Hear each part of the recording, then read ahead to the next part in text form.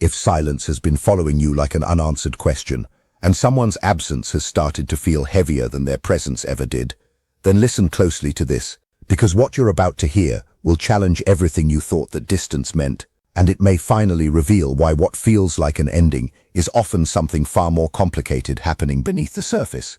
Welcome to Jungian Path, a space where we explore the hidden layers of human emotions, silence, attachment, and the deeper psychology behind relationships and inner transformation. In today's video, we dive into what silence really means when someone you care about pulls away, and how distance often reflects not absence of feeling, but the complex inner world people struggle to express. If these words are reaching you right now, pause for a moment and notice something. Not everything shows up in your life by coincidence. Not every message lands exactly when your mind is quietly searching for answers it can't fully form. Something inside you has been asking questions without words. Something has been waiting for meaning inside all this uncertainty. That's why you're here. The person you keep thinking about, the one who keeps appearing in your quiet moments, the one whose silence somehow feels heavier than any explanation, is more connected to this moment than you realize. Stay with this, because what you're about to understand might completely shift how you see their distance. It might challenge the painful story your mind has been replaying again and again, especially at night.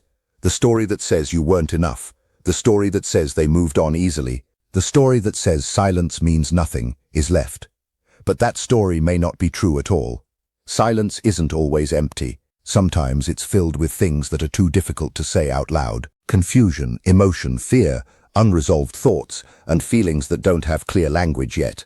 And when what someone feels becomes too intense or too overwhelming, they often don't express it. Instead, they withdraw, they become quiet. They step back from the outside world while their inner world becomes louder. So before you conclude that everything is over, allow yourself to fully take this in.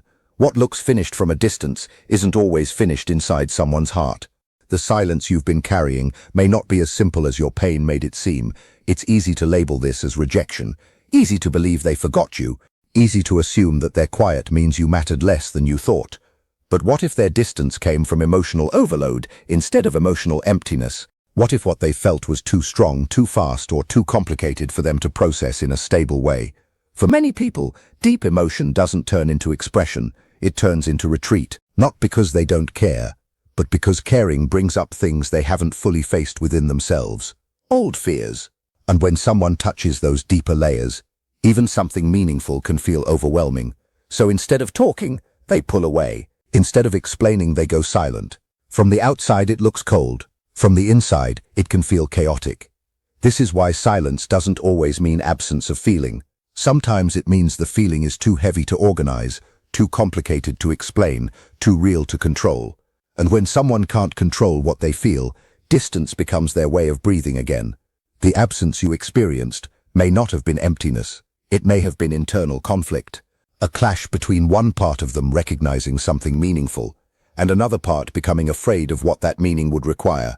You may have stirred something in them that didn't fit into how they usually understand emotions. Your presence may have brought out parts of them they don't normally show, or even fully understand themselves, the softer parts, the vulnerable parts, the parts tied to longing, fear, memory, and emotional need. When someone else unintentionally brings those hidden parts forward, it can feel both powerful and unsettling at the same time.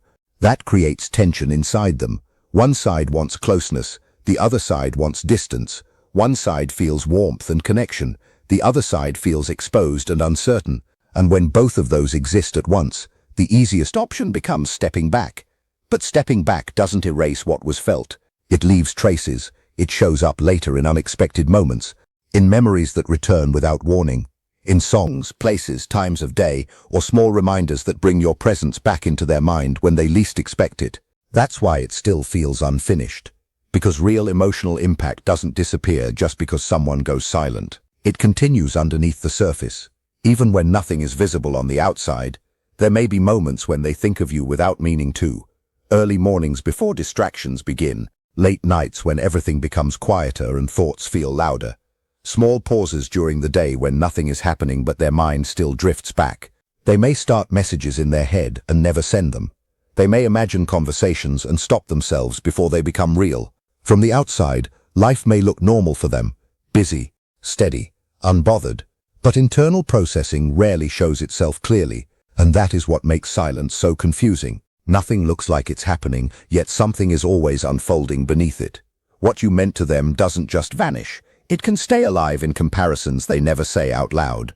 In moments where new experiences feel less intense.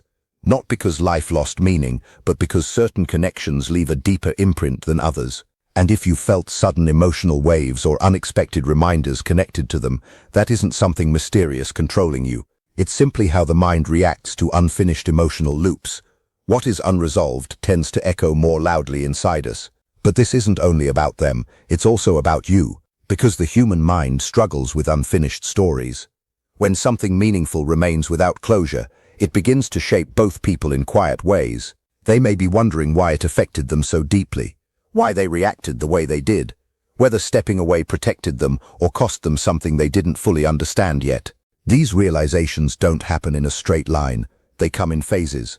One day it feels certain, another day it feels questionable. Clarity builds slowly in the background, while life continues forward. And while all of that is happening on their side, something is also shifting on yours. Waiting reveals things. It shows how much of your energy gets tied to anticipation. It shows how quickly the mind creates meaning when it doesn't have facts. It shows how deeply uncertainty can affect your emotions. None of that means weakness. It simply means you're human. But staying in that space too long can make your life orbit around someone else's silence instead of your own direction. And this is where something important begins to change. Slowly your attention starts returning to yourself again. Not suddenly, not perfectly, but gradually, you notice your own thoughts more, your own routines, your own interests, your own presence in your own life. You begin to remember that your world is bigger than one connection, even if that connection felt deeply meaningful. This doesn't erase what you felt. It doesn't mean pretending it didn't matter. It simply means you stop disappearing inside it. You start coming back to yourself. And when that happens, something shifts. The emotion may still exist, but it no longer controls you. You begin to carry it instead of being carried by it. And that changes your entire inner experience. It also changes what you would be like if contact ever returns. You wouldn't be the same version stuck in uncertainty and waiting for answers. You would be clearer, more grounded, more aware of your own worth. This is where real emotional growth quietly begins. Not when everything is answered, but when you stop letting unanswered things define you. Not when silence ends, but when silence no longer controls your value. And if communication ever does come back, it won't arrive in the way your mind imagines during quiet nights. It will likely be unexpected, ordinary in timing, disruptive in feeling, a message, a call, a moment you didn't prepare for. And what makes it powerful won't just be the words, it will be everything behind them. Everything that wasn't said earlier, everything that was delayed, everything that stayed unspoken for too long. When emotions are held back, they rarely come out perfectly formed. They come in pieces, in pauses, in unfinished sentences, in moments where someone struggles to express what feels too big for language. There may be hesitation, not because they feel less, but because they feel too much. There may be silence between words. There may be honesty that even surprises them. And in that moment, you may need to listen beyond the surface, beyond the awkward phrasing, beyond the imperfections in expression, because real emotion is not always smooth when it finally comes out. Sometimes truth doesn't speak cleanly. Sometimes it shakes while being said. Sometimes what's real sounds uncertain, simply because it's carrying too much weight for words alone. And if that moment ever arrives, it won't just be communication. It will be proof that something inside them changed enough, that silence was no longer possible. But even then, nothing about real feeling automatically removes fear. Missing someone does not automatically mean someone is ready to rebuild what was once uncertain, broken, or left unfinished. A person can feel deeply connected to you and still struggle when it comes to trust, timing, emotional openness, or even confronting the weight of their own past. Feelings alone are not always enough to create stability. And that is why, if a reconnection ever happens, it will never be just about what they feel in that moment. It will also be about everything that has shifted inside both of you during the time apart. Because time changes people in quiet ways, reflection changes people, pain changes people, growth changes people. When two people meet again after distance, they are never the same versions that once stood face to face. Something has already been rewritten inside them, even if they cannot fully explain it. That is why any return carries a deeper question within it. Not just whether reconnection is possible, but what kind of connection can exist now? Can what once was be rebuilt into something healthier? Are emotional needs clearer now than they were before? Have both people gained more awareness of their patterns, their reactions, their fears? Or does what once existed belong more to memory than to the present reality? These are not small questions, and they matter far more than fantasy or hope alone, because longing has a way of making familiarity feel like destiny, even when the truth is more complex than that. So if life ever opens that door again, it cannot be walked through on blind emotion. It requires honesty, it requires self-respect, and it requires the courage to see things as they truly are, not just as they are wished to be. But there is something even more important beneath all of this. While it is natural to wonder whether someone will return, the deeper story has always been about who you become in the middle of uncertainty. That is where real transformation happens, not in clarity, but in the waiting. In the days when no answers arrive, yet life continues anyway. You still wake up, you still move through your responsibilities, you still carry yourself forward even without closure. And slowly, without dramatic realization, something begins to shift inside you. Either uncertainty weakens you, or it quietly strengthens you. And over time, if you allow it, it begins to build something steadier within you. You start to understand that your emotional balance cannot depend on someone else's presence or absence. Your sense of worth cannot rise and fall based on their silence. Your life cannot remain paused around something you cannot control and did not create. This realization does not make you cold, it makes you stable. It teaches you how to feel deeply without losing yourself inside what you feel, how to care without disappearing, how to love without making uncertainty your home. And when that understanding starts to settle in, something naturally changes. The waiting no longer consumes you in the same way. You begin to live again, not because every question has been answered, but because your entire existence is no longer built around the need for answers. That is where freedom quietly begins. From that place, everything becomes clearer. If the past ever returns, you can see it for what it is, instead of what you hope it to be. You can sense whether someone is bringing real change or just temporary emotion. You can tell the difference between genuine growth and emotional impulse, and that kind of clarity protects your heart without closing it off. The intensity you once felt may soften over time, not because what you experienced was meaningless, but because you are no longer defined by waiting. You are no longer living inside the orbit of uncertainty. You are becoming someone larger than the silence itself. That is what healing often looks like. It does not erase emotion. It changes your relationship with it. Instead of being pulled down by hope one day and fear the next, you begin to stand on more solid ground. You can remember without breaking. You can wonder without chasing. You can feel without being consumed. And even your perception of that person begins to shift. They are no longer the center of an unfinished story. They become part of your history, not the definition of your entire emotional world. Because many people confuse emotional intensity with emotional truth. But intensity alone does not always mean alignment or destiny. Sometimes it simply reveals where you were deeply affected, where your fears or needs were touched, where something inside you was activated. And what you do with that awareness becomes the real turning point. You begin to understand your own attachment patterns more clearly, your need for certainty, your fear of being forgotten, your tendency to assign meaning to silence. And with that awareness, something important returns to you, your power. You start holding your emotions with open awareness instead of tight desperation. You begin to carry the memory instead of being carried by it. And here is something worth sitting with. The most important answer may never be whether they return. It may be who you become by the time you no longer depend on that return to feel complete. Still, life has a way of surprising people. Sometimes silence does break. Sometimes people do come back. Sometimes what was left unsaid finally reaches the surface when it becomes too heavy to remain buried. And if that ever happens, it will not likely arrive in a perfect or polished form. It may feel sudden, unexpected, ordinary in timing, yet emotionally overwhelming in impact. What arrives will carry everything that was delayed, avoided, or left unresolved. And when emotions have been held back for too long, they rarely come out neatly. They come out unevenly, in fragments, in pauses, in moments where words struggle to carry the weight of feeling. There may be hesitation, not because nothing is there, but because too much is there. There may be silence between sentences. There may be honesty that even the speaker finds difficult to fully control. And in that moment, what matters is not only what is said, but what sits underneath it. Because real emotion is not always fluent. Sometimes truth shakes when it finally speaks. Sometimes sincerity arrives imperfectly, because it is trying to fit something vast into language that feels too small. And even then, a return does not automatically resolve everything. It does not erase what happened during the silence. It does not undo the transformation that time has already created. Real feeling does not remove fear overnight. It does not instantly fix emotional patterns. It does not guarantee clarity without effort. So even if reconnection happens, the real question will still remain the same beneath it all. Not just whether they came back, but whether what comes back is healthier, clearer, and more honest than what was left behind. And at the center of everything, one truth stays steady. Your peace cannot be built on guessing what someone else feels in silence. It cannot depend on filling gaps with possibility alone. It has to be grounded in something deeper than uncertainty.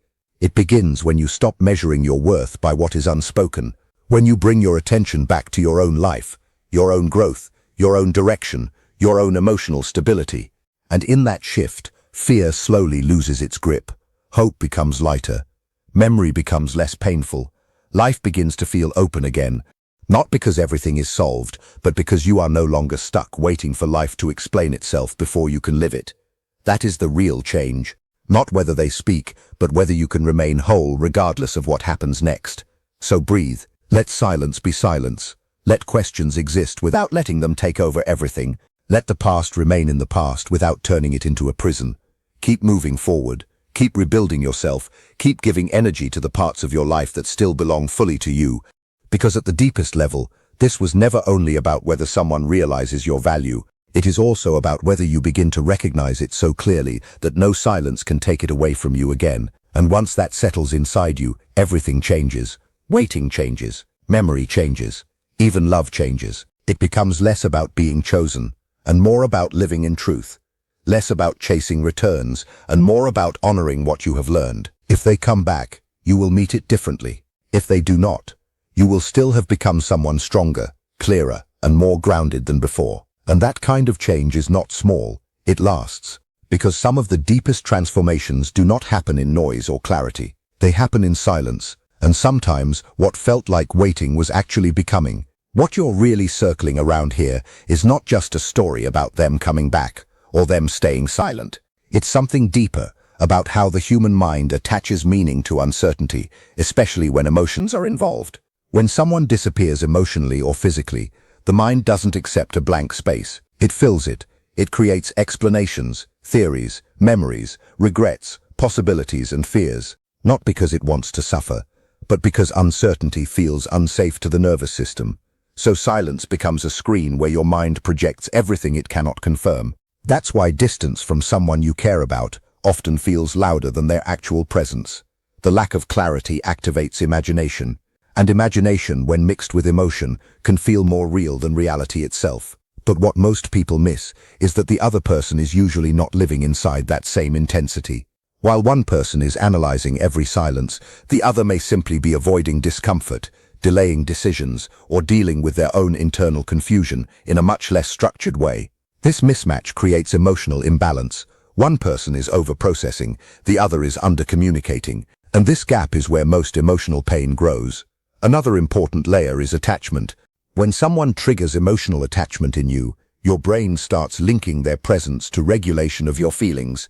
In simple terms, their attention feels like relief, and their absence feels like withdrawal. That creates a cycle, where silence doesn't just feel like missing someone, it feels like something is wrong that needs fixing. But here is the part that shifts everything, if you understand it clearly. You are not actually responding only to the person. You are responding to the meaning your mind attached to them. The idea of what they represented emotionally: safety, validation, future possibility, or closure. So when they become distant, it doesn't just feel like losing them. It feels like losing stability in your inner world. At the same time, on the other side, distance is often not as symbolic. It can be avoidance, emotional overload, fear of confrontation, or simply lack of emotional tools. Many people do not step away because they stopped feeling. They step away because they do not know how to hold what they are feeling in a responsible way.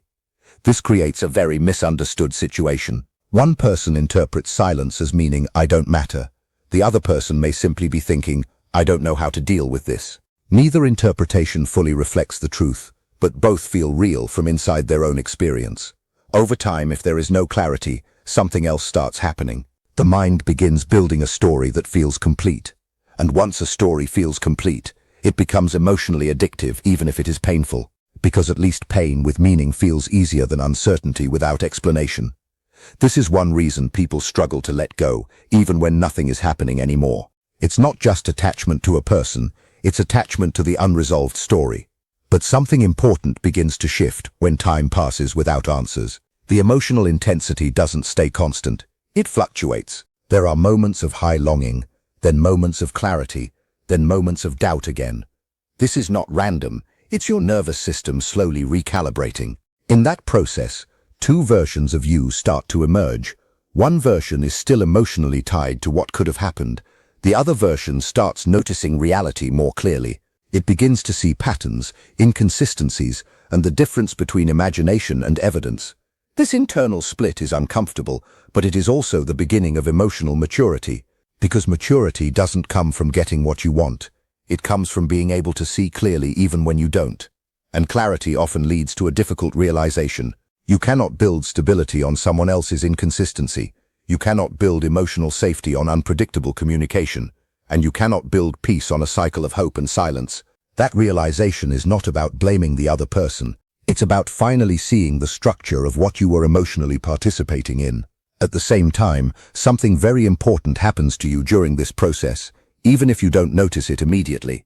Your identity starts expanding beyond that connection. At first, the thoughts are still dominant, but slowly, small parts of your life start returning your attention. Interests, routines, responsibilities, even simple moments of focus that are not tied to that person. This is where emotional detachment actually begins, not when feelings disappear, but when feelings stop controlling your entire internal world. And that is also where your perception of them begins to change, not necessarily into indifference, but into perspective. You start seeing them as a human being with limitations, not as a symbol holding all your emotional answers. If reconnection ever happens from that place, it is experienced very differently. It is no longer driven by emotional urgency. It becomes something you can observe, evaluate, and respond to, instead of something that overwhelms you. And that is the real turning point. Not whether they return, but whether you are still the same version of yourself, waiting for something to complete you.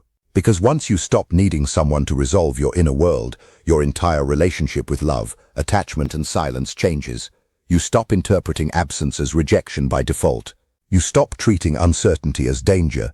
You stop turning emotional gaps into stories that define your worth. Instead, you begin to hold your emotional experiences with more balance. You can acknowledge what mattered without being pulled back into it. You can remember without reopening the wound every time. You can care without losing your center. And from that place, something very simple but powerful becomes true. Your life is no longer suspended around someone else's decisions. You still feel, you still remember, you still have emotional depth. But it no longer consumes your direction, and whether or not anyone ever returns, that shift alone changes everything about how you experience relationships moving forward. In the end, what you're really being guided toward is not certainty about someone else, but clarity within yourself. Silence may have felt like rejection, distance may have felt like loss, and uncertainty may have kept your mind searching for answers that never fully arrived. But as this experience unfolds, something deeper becomes visible. Not every absence means you were forgotten. Not every quiet ending means feelings disappeared. And not every unfinished story is meant to be completed in the way your mind once imagined. What truly matters is how this space has changed you, whether it made you more anxious or more aware, whether it pulled you into confusion or slowly brought you back to yourself. Because in the middle of all this waiting, something important has been happening quietly. You have been learning how to exist without needing constant clarity from someone else to feel whole. And that is where real emotional strength begins. If they return, you will no longer meet them from a place of uncertainty, but from a place of awareness. And if they do not, you will still carry something far more stable than before, a deeper understanding that your worth was never meant to depend on someone else's silence or response. So let the unanswered questions soften over time, let the emotional weight loosen its grip, and let your life expand again beyond what you were waiting for. Because what was meant for you will never require you to lose yourself in the process of waiting for it. And in the end, the real answer was never just about them coming back. It was about you returning to yourself. If this message resonated with you, don't forget to like and subscribe to Jungian Path for more deep explorations into silence, emotions, and the hidden psychology of human connection. And if you truly felt this message, comment the word clarity below so I know you're here with awareness, not just watching but understanding.